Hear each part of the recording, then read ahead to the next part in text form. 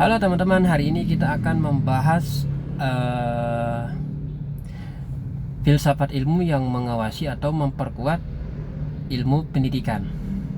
Nah, filsafat ilmu yang memperkuat ilmu pendidikan ini melalui tiga aspek utama. Yang pertama yang kita kenal ontologi, yaitu mengkaji hakikat atau eksistensi pendidikan, peserta didik, dan tujuan belajar agar pendidikan ini juga dipandang sebagai proses pengembangan manusia secara utuh. Kemudian yang kedua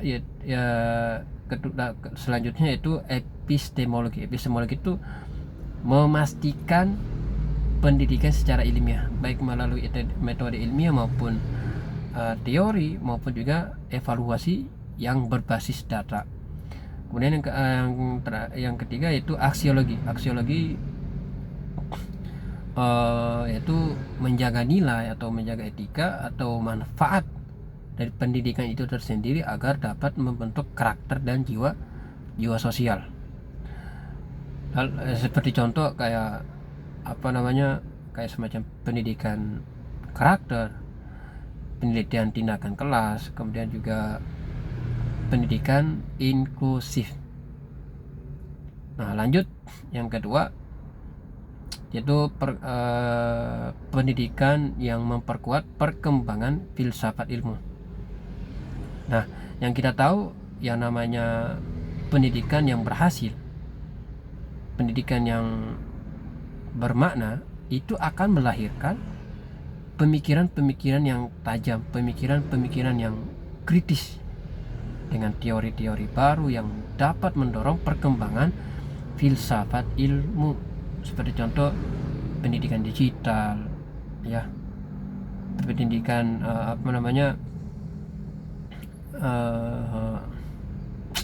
berbasis project ya, kayak semacam learning gitu ya, basic learning lah secara online juga. Nah, seperti itu. Kemudian yang ketiga filsafat ilmu. Filsafat ilmu ini juga kalau dianalogikan itu sama seperti halnya pisau yang kita kenal itu kan tajam. Pisau itu tajam, bisa membedah apa saja, bisa memotong atau membelah apa saja.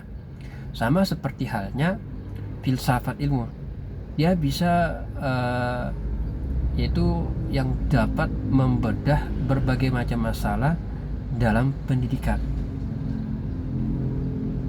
dan tentunya juga melalui tiga aspek utama yang kita bahas tadi yang di awal, yaitu ontologi, yaitu mengkaji hakikat dari pendidikan dan peserta didik. Lalu kemudian epistemologi yang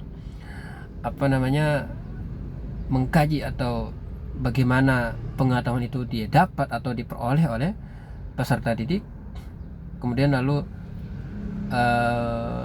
aksiologi atau nilai atau hasil atau manfaat dari pendidikan itu tersendiri.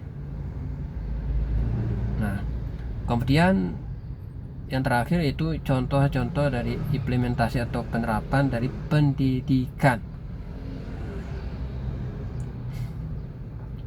Yang pertama, kebijakan. Kebijakan yaitu belajar merdeka atau pembelajaran yang hanya berpusat hanya pada peserta didik. Lalu kemudian yang kedua yaitu kebijakan kurikulum.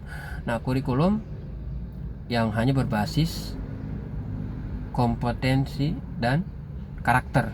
Nah, yang terakhir nih, pembelajaran itu ya diskusi atau problem basis learning atau yang